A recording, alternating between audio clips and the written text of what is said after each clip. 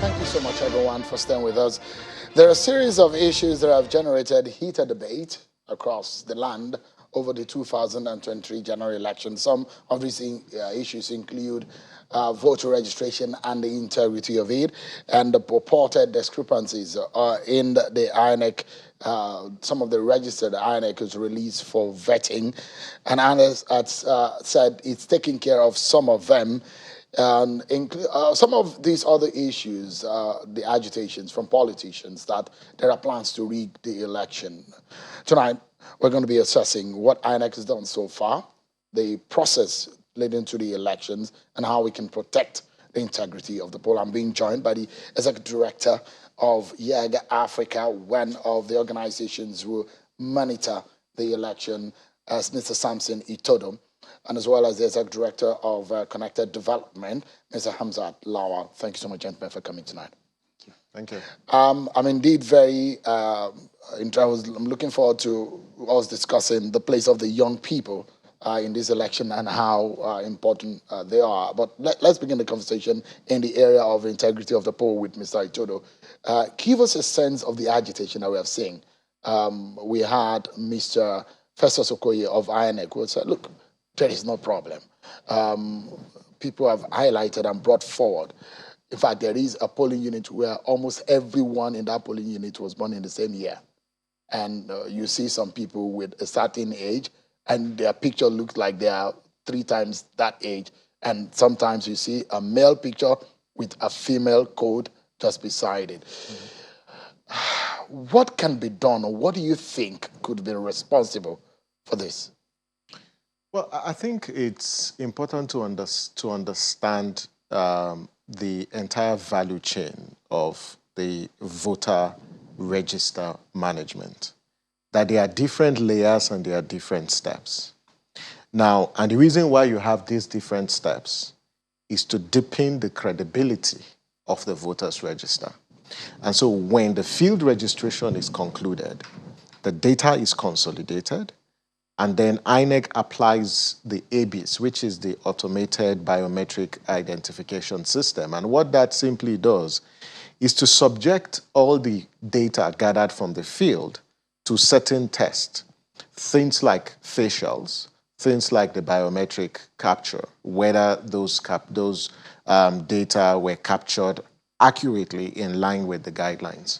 And so INEC has to clean up the register because you have to see things like invalid or multiple entries. And then after that, you have a cleanup register where the PVCs are then produced from that register. But then the law also provides for display claims and objections. Mm-hmm. And INEC had displayed the register, the preliminary register after the CVR. So people can go and say, hey, this person who is on this register is not meant to be on the register because this person is dead, or people have mistakes on their names. Like you talk about, there are cases where you have images of males when the actual voter is a female. There are issues relating to errors in the date. And I say these things are derived from human error and then system error.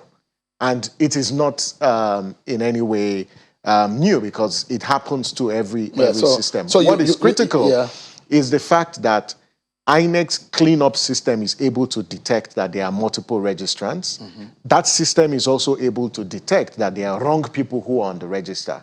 And the statement issued by INEC, I'm sure, is in response to this expose by the CUPP or so, because INEC was responding to that. Yeah. And say, yes, nobody has been added to the 84.4 million registered voters. So after the cleanup process, then these people will be added to the register. So the fact that INEC system is able to detect this clearly shows that there's some level of confidence. I think it's important that we note that there's also an attempt, to delegitimize the voters register. And I say this as a leader of an organization that has audited the register. There are gaps in the register, no doubt. There are dead people on the register, no doubt.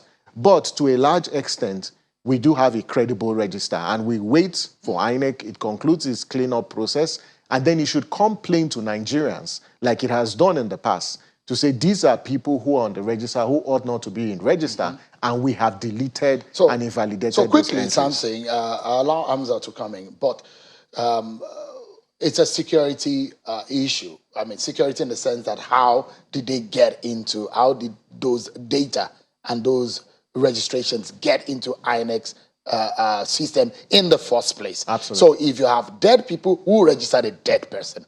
I mean, these are systems where people were finding problem in registering in the first place. So some people had their way in registering, and they were registering wrong people that were not in existence at all. These are some of the questions that have been posed. And in the past, we've seen that the people who are not supposed to be on the register are on the register. Ineligible people are being found on the register. So there's a big question mark on and I think this is where INEC, and we hope that, INEC investigates this particular issue. And if there's any INEC staff who is complicit, who has, contributed, to this particular issue of where you have ineligible people on the voters register, those individuals have to be sanctioned and they have to be penalized because it's an electoral offense. Yeah. And so INEC owes a duty to the Nigerian people to investigate this particular issue and then come up with its findings. For now, we'll wait till the Electoral Commission conducts that, but INEC needs to know that it cannot sweep this under the carpet. The statement is clear, but it needs to go beyond that to investigate. And if its staff is complicit, like during the CVR, there are cases where INEC officials were exploiting, people, asking them to pay money before they get registered. Yeah. There are cases where INEC has sanctioned. You see, in cases like Benue, INEC took action. But INEC needs to tell Nigerians what it's doing, to purge, to create a firewall. Sometimes it's not easy. So the question here, Hamza, which I like you to respond to, is: are these bots, are these robots that have made this happen? People will say, in fact, if you're going to be fraudulent, try to play put some wisdom in your fraud activities, where you have almost a whole polling unit born in 1983. The person who was putting those data definitely was not smart. Putting one picture for several 40, 50 people and putting female against male picture. Could this be, like Samson mentioned, maybe a system error, or these are just robots or bots that are doing this? But what lesson can we take away from that? I don't think these are bots or robots, because if we say they're bots or robots, what it means is they've been, INEC system have been infiltrated. So when you have spyware or malware, that's what creates bots and robots in a system. I think that it's a machine error. And I think we should give INEC a benefit of doubt. Why is their response time and being even transparent about it? If they wanted to hide something, they wouldn't have placed those papers on the wall, because I'm sure officials in INEC have seen this. But because they're transparent and they have nothing to hide. So for me, I believe that we should give them room to gather their facts and investigate this matter and then inform the Nigerian people. And, INEC is quite responsive lately.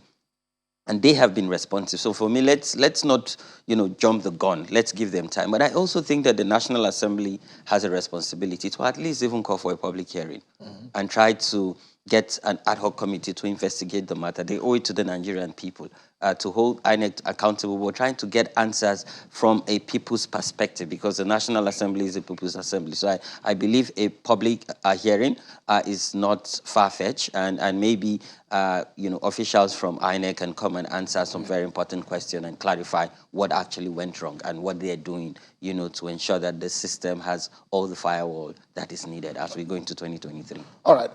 There are other issues. I'll come to the issue of the young people and some of the issues relating to what you said in Okene when you were speaking at that gathering. But Samson, let me quickly come back to you.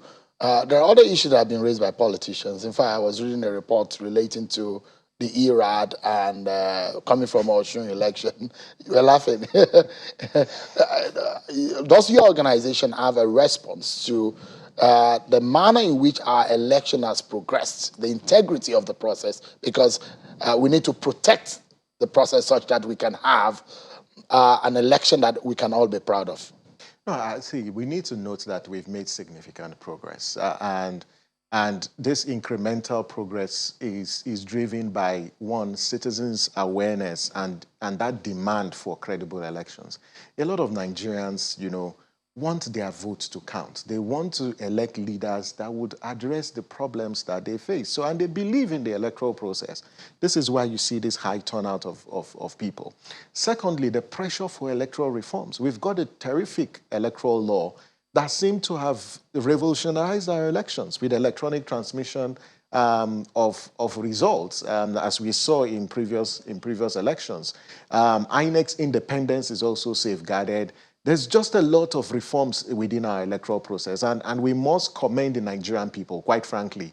We didn't get here because Nigerians were docile. We got here because citizens demanded for credible elections, to the extent that representatives of state, have prioritized this particular issue. But I think the point in should I say, it's just unfortunate, because that was just clear mischief. There was never a time, Channels TV or Yaga Africa in our ERAD report did declare anyone a winner. We were very clear about the outcome of Ekiti and Osun, and we stand by those outcomes, that the results declared by INEC for those two elections were a reflection of the votes cast, because they were consistent with all the results that we gathered, both from the parallel vote tabulation as well as the ERAD. And do urge, because this is an election year, and so politicians should refrain from engaging in mischief and using reports and statements from election observer groups, manipulating them to deceive the public. But Shehu, you see the beavers, you can see what actually happened, that you have a litigation somewhere in Imo calling on the court to actually issue, a ruling that the beavers should not be used for the election. But we understand that the lawyer, that the person on whose name the case was being filed, his signature was forged and his identity was fraudulent, taken to file that case in court. But that's what we know. But what that tells you is there are people who are out there who don't want the credible elections in 2023.